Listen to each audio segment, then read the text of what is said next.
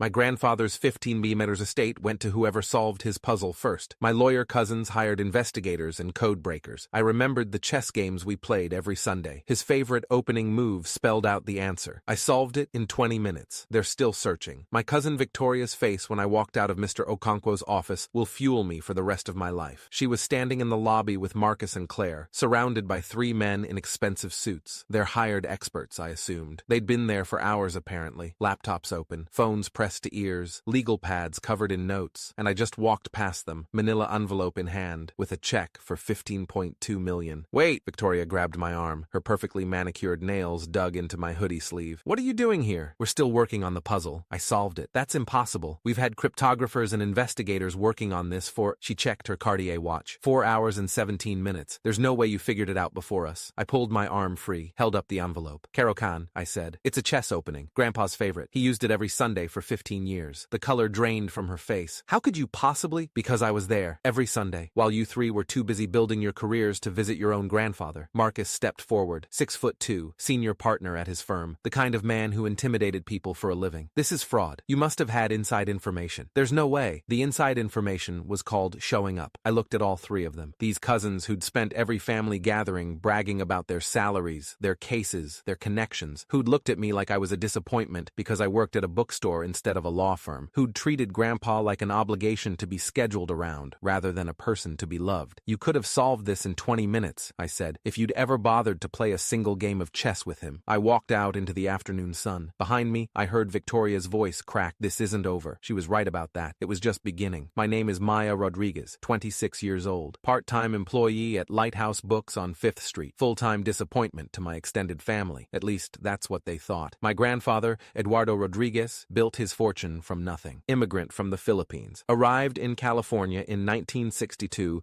with $40 in his pocket and a degree in engineering that American companies didn't recognize. Worked as a janitor for 3 years while he got recertified. Eventually started his own construction company. Built it into a $50 million empire before selling in 2008. He was the American dream personified, and his grandchildren, my cousins, had inherited his ambition, if not his humility. Victoria was the oldest, 34, corporate attorney at Morrison & Associates, $380,000 a year plus bonuses. She had a corner office, a Tesla, and a personality that could freeze water at 50 paces. Marcus was next, 32, senior partner at his own boutique litigation firm. He'd made the 40 under 40 list in the legal journal 3 years running. Never let anyone forget it. Claire was 30, tax attorney, quieter than the other 2, but just as ruthless. She'd found loopholes that saved her clients millions while regular people struggled to pay their bills. And then there was me, the youngest, the one who didn't go to law school, the one who got a degree in English literature and then, horror of horrors, actually used it to work with books instead of making money. My family gatherings were exercises in condescension. Still at the bookstore, Maya? That's nice. Have you thought about going back to school? It's not too late to do something with your life. Your grandfather must be so proud, said with a smile that meant the opposite. But here's what they didn't know. While they were climbing ladders and billing hours and accumulating the trappings of success, I was spending every Sunday afternoon at Grandpa's house, playing chess. It started when I was 11. My parents had just divorced. Ugly, bitter, the kind of split that turns children into weapons. I was shuttled between houses, caught in the crossfire, drowning in a war I didn't understand. Grandpa noticed. Come, he said one Sunday when the whole family was gathered for his birthday. Everyone else was in the living room, drinking wine, talking about themselves. I was in the corner, trying to be invisible. He led me to his study, closed the door, sat me down across from a chessboard I'd never noticed before. Do you know how to play? I shook my head. Then I'll teach you. That afternoon, while the adults networked and the cousins compared accomplishments, I learned the basics of chess from a man who'd been playing since before my parents were born. Come back next Sunday, he said when it was time to leave. We'll play again. I did, and the Sunday after that, and every Sunday for the next 15 years. Those afternoons were sacred. We didn't talk about my parents' divorce. We didn't talk about my grades or my potential or what I was going to do with my life. We just played chess and talked. Grandpa told me stories about the Philippines, about his childhood during the war, about coming to America with nothing and building everything, about the wife he'd lost to cancer in 1998, the love of his life, gone too soon. He told me about regret, about the things that matter and the things that don't, about how success isn't measured in dollars or titles, but in the moments you show up for the people who need you. Your cousins, he said once, moving his bishop across the board, they think I'm proud of their careers. And I am. But careers end, titles fade, money gets spent. He captured my night, smiled that quiet smile. What lasts is the time you give, the presence you offer. That's the only currency that matters. I didn't didn't fully understand it then, but I felt it. Every Sunday, sitting across from him,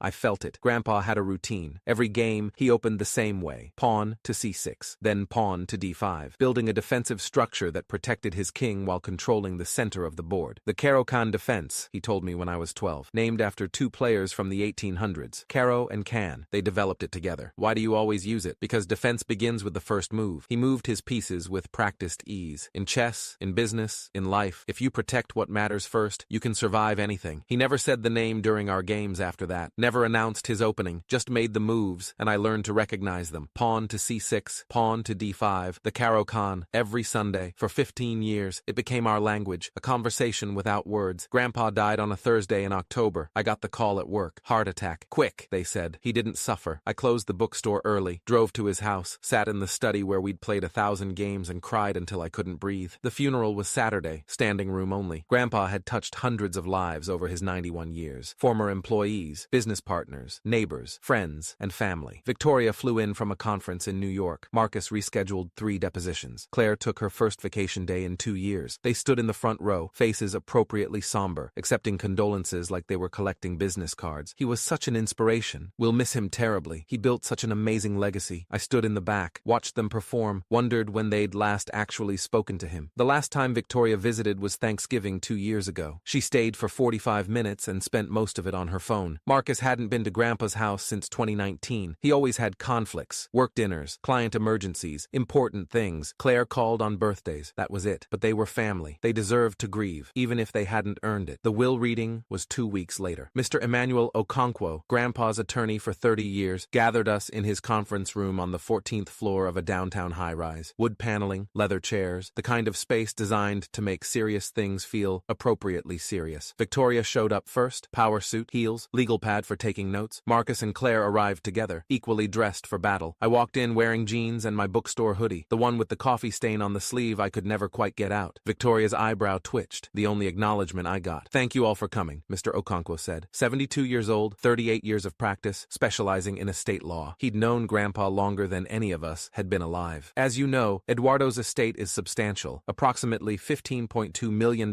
in liquid assets, plus properties, investments, and personal effects. Marcus leaned forward. I could see him calculating. "Before we proceed, I need to inform you of an unusual provision in your grandfather's will." Victoria frowned. "Unusual how?" Mr. Okonkwo opened a folder, pulled out 4 sealed envelopes. "Eduardo has stipulated that his entire estate will go to whichever grandchild solves his puzzle first." Silence. "I'm sorry," Claire said slowly. "A puzzle?" "Correct. Inside each of these envelopes is a riddle. The first grandchild to deliver the correct answer to my office inherits everything. No time limit, but the competition begins the moment you open your envelope." "What about the rest of us?" Marcus asked. "What do the losers get?" "Nothing. The winner takes all." More silence. Heavier this time. Victoria reached for an envelope. "This is highly irregular. Estate distributions should be—" "Your grandfather was very clear," Mr. Okonkwo interrupted. "He said, and I quote, 'My grandchildren have spent their lives competing. Let them compete one more time. But this time, the winner won't be the one with the most degrees or the biggest salary. It will be the one who actually knew me.'" That hit different. Victoria's jaw tightened. Marcus looked uncomfortable. Claire was already calculating angles. "Fine," Victoria said. "Let's do this." Mr. Okonkwo handed us each an envelope. Our names printed on the front in Grandpa's handwriting. "Good luck," he said. "I'll be here when you have your answer." We opened the envelopes simultaneously. Inside, a single index card, the same message on each one, written in Grandpa's careful script. "I am 6 letters. I protected kings. I opened every game we played. I was never spoken, but always shown. What am I?" Marcus was on his phone before he finished reading. "I'm calling Davidson Investigations. They specialize in estate puzzles and code breaking. I know a cryptographer at my firm," Victoria said, already texting. "This is clearly some kind of cipher. The 6 letters is a key." Claire was typing on her laptop. "I'm running the phrasing through puzzle databases. Someone's probably solved something similar before. They were treating it like a case, a problem to be outsourced, a task for experts. They didn't even look at each other, just dove into their phones, their networks, their resources. All 3 of them glanced at me, waiting. "What's your approach?" Marcus asked. The condescension was barely hidden. "Going to Google it?" I folded the index card carefully, put it in my pocket. "I'm going to think about it." Victoria actually laughed. Short, sharp, dismissive. "Good luck with that. We'll have our answer by tonight." I stood up, nodded to Mr. Okonkwo, walked out of the conference room without another word. Behind me, I heard Claire say, "Should we be worried about her?" And Marcus, "About Maya? Please. She works at a bookstore." I drove home in silence. My apartment was small. Studio on the 3rd floor of an old building in a neighborhood the realtors called up and coming and everyone else called affordable. 1 room, 1 window, 1 hot hot plate I called a kitchen. I made tea, sat at my tiny kitchen table, pulled out the index card. I am 6 letters. I protected kings. I opened every game we played. I was never spoken but always shown. What am I? 6 letters. Protected kings. Opened every game we played. Never spoken but always shown. I closed my eyes, let my mind drift back to Grandpa's study, the leather chairs, the window that looked out over his garden, the chessboard between us. Defense begins with the first move. His voice in my memory, clear as Sunday afternoon. Every game, every single game for 15 years. The same opening. Pawn to c6, pawn to d5, protected kings. Yes, the Caro-Kann was a defensive opening designed to shield your king while maintaining flexibility. Opened every game we played. Literally. He never opened any other way. Never spoken but always shown. He'd told me the name once when I was 12. After that, he just demonstrated it. Move after move. Year after year. 6 letters. C-A-R-O-K-A-N-N. Wait, that was 8 letters. I frowned. Counted again. C-A-R-O-K-A-N-N. 8. But the riddle said 6. I thought harder. Grandpa was precise. Every word mattered. Then it hit me. The opening wasn't Caro-Kann. Not to him. It was the move. The first move. The one that started the defense. C6. No, that was only 2 characters. I grabbed a pen. Started writing. The defense. The name. What was the core? Caro-Kann. No. Wait, maybe it was simpler than that. I was overthinking it. Grandpa hated overthinking. The best moves are the simplest ones, he always said. Don't complicate what doesn't need to be complicated. The answer wasn't cryptographic. It wasn't a code. It was just a name. Caro-Kann. 6 characters if you counted the hyphen. But that wasn't right either. I sat back, took a breath, let the puzzle breathe. Never spoken, but always shown. He never said the name during our games, just made the moves. The moves told the story. What if the answer wasn't the name of the opening? What if it was something else? I thought about everything Grandpa taught me. Every lesson, every aphorism. Defense begins with the first move. Protect what matters first. The Caro-Kann is patient. It doesn't attack. It waits. It builds. It endures. Endures. Wait. He used that word a lot. About the opening. About life. About love. Endure the hard times. Build your foundation. The attack will come, but if you've defended properly, you'll survive. Endure. 6 letters. No, that wasn't a chess opening. I was overcomplicating this, going down rabbit holes, doing exactly what my cousins were probably doing right now, treating it like a puzzle to be decoded rather than a message from someone who loved me. I looked at the card again. I am 6 letters. I protected kings. I opened every game we played. I was never spoken, but always shown. The answer had to be something Grandpa and I shared, something from our Sundays, something personal. I opened every game we played. The opening, the defense, the move, Caro-Kann. No, defend, 6 letters, but that wasn't the name. I was going in circles. Then I remembered something. Grandpa didn't call it the Caro-Kann most of the time. He had his own name for it, a nickname he used when teaching me. This is my shield, he'd said when I was 11. Every king needs a shield. This opening is mine. Shield. 6 letters. But that wasn't right either. Too generic. Mr. Okonkwo would need something more specific. I stood up, paced my tiny apartment, looked at the chessboard on my bookshelf, the one Grandpa gave me when I turned 10. The pieces were still arranged in our last game, the one we'd played 3 weeks before he died. I couldn't bring myself to reset it. His queen was positioned aggressively. My king was trapped in the corner. He'd been about to checkmate me. He always won, except the times he let me win, which I could always tell. I stared at the board, and then I saw it. His opening position. The pawns at c6 and d5. The classic Caro-Kann structure. 6 letters. Caro-Kann. Wait, Caro-Kann. If you removed the hyphen, if you combined the names. Caro-Kann. 7 letters. No, but what if you didn't use both names? What if you just used one? Caro. 4 letters. Can. 4 letters. Neither worked. I sat back down, pulled out my phone, searched Caro-Kann defense 6 letters. Nothing helpful. Searched Caro-Kann variations. A Wikipedia article. Different lines, different names. And then I saw it. One of the main variations was called the classical variation. Clask. No. Another was called the advance variation. Advance. No. Then Karpov variation. Karpov. 6 letters. But that wasn't Grandpa's style. He didn't play the Karpov variation. He played the classical line. I kept reading, and then I found it. The defense itself. The core structure. The technical name for the pawn formation. Caro formation. Caro form. No. I was losing my mind. I set down the phone, picked up the index card. I was never spoken but always shown. He never spoke the name. But he always showed the move. The first move of the Caro-Kann defense is c6. Pawn to c6. c6. 2 characters. But what if Grandpa wrote it differently? In some notation systems, c6 is written as pc6, or just c6. But there was another way to write it, an older way. Descriptive notation. In descriptive notation, the move would be written as, I grabbed my phone again, searched Caro-Kann descriptive notation, PQB3. No, still not 6 letters.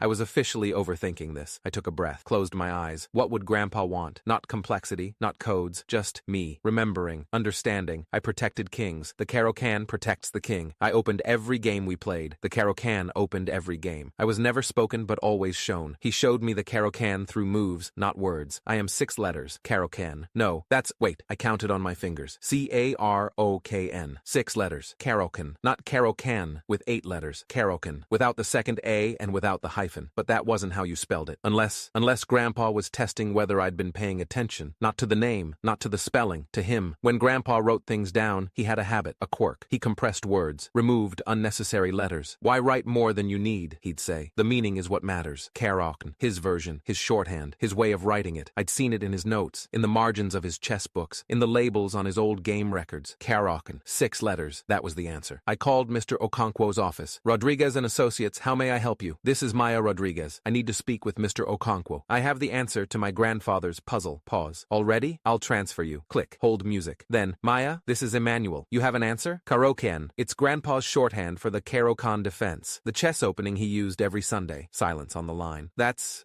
correct. How did you know? We played chess together for 15 years. It was his favorite opening. He taught me when I was 11. We must have played 1,000 games, and he always started the same way. More silence. When Mr. Okonkwo spoke again, his voice was thick with emotion. Your grandfather told me when he drafted this provision that you would figure it out. He said you were the only one who would understand. I felt tears prick my eyes. He also left a separate letter for you, not part of the will, just for you. Can you come to my office tomorrow to sign the papers and collect it? Yes, of course. Maya, congratulations. Your grandfather was very proud of you. He told me that often. I hung up, sat in my tiny apartment, and cried. The confrontation with my cousins happened 2 days later. Word had gotten out that the puzzle was solved. Mr. Okonkwo's office had notified all parties as required. Victoria, Marcus, and Claire demanded a meeting. We gathered in Mr. Okonkwo's conference room. Same wood paneling, same leather chairs, very different energy. Victoria was furious. Her composure, usually unshakable, was cracking at the edges. This is ridiculous. She must have had inside information. There's no way a bookstore employee solved a puzzle that 3 attorneys and their experts couldn't figure out. The puzzle required knowledge of your grandfather, Mr. Okonkwo said calmly. Maya had that knowledge. You did not. That's discriminatory, Marcus jumped in. The puzzle was designed to favor her specifically. No, the puzzle was designed to favor whoever knew Eduardo best. That happens to be Maya. We're contesting this, Claire said, on grounds of undue influence. Clearly our grandfather wasn't in his right mind when— I'm going to stop you right there. Mr. Okonkwo's voice went cold, professional cold, the kind that reminded you he'd been practicing law since before any of us were born. Your grandfather was evaluated by 3 independent physicians before drafting this will. Dr. Patricia Mensah, geriatric specialist, 22 years of practice. Dr. James Oyalaran, neurologist, 18 years. Dr. Sarah Adeyemi, psychiatrist, 24 years. All 3 certified that Eduardo was of sound mind and fully competent. He pulled out a folder. I also have signed affidavits from his caretaker, his housekeeper, and his longtime friend Walter Chen, all attesting to his mental clarity in the months before his death. Any challenge to his competency will fail. Victoria's jaw tightened. Then we'll challenge the puzzle itself. It was arbitrary, unfair. The puzzle was a test of relationship, not intelligence. Your grandfather wanted his estate to go to the grandchild who actually knew him, the one who spent time with him, the one who listened to his stories and learned his passions and showed up when it wasn't convenient. Mr. Okonkwo looked at each of my cousins in turn. You 3 are successful attorneys. You have degrees from excellent schools and careers that would make anyone proud. But in 15 years, how many times did any of you play chess with your grandfather? Silence. How many times did you visit just to visit? Not for holidays, not for obligation, just because you wanted to see him? More silence. Maya came every Sunday, rain or shine, for 15 years. She knew Eduardo in a way none of you bothered to learn, and now she's inherited his estate. He closed the folder. You're welcome to contest, but I should warn you, Eduardo anticipated this. He left a video statement explaining his reasoning. If you force me to play it in court, it won't reflect well on any of you. Victoria stood up. Her face was red, with barely suppressed rage. This isn't over, Maya. I looked at her. This cousin who'd spent years looking down on me, who'd treated me like a disappointment, who'd never once asked about my life, my dreams, my relationship with the grandfather we shared. Yes, it is, I said quietly. You just don't know it yet. The video was Grandpa's final gift. Mr. Okonkwo played it for me privately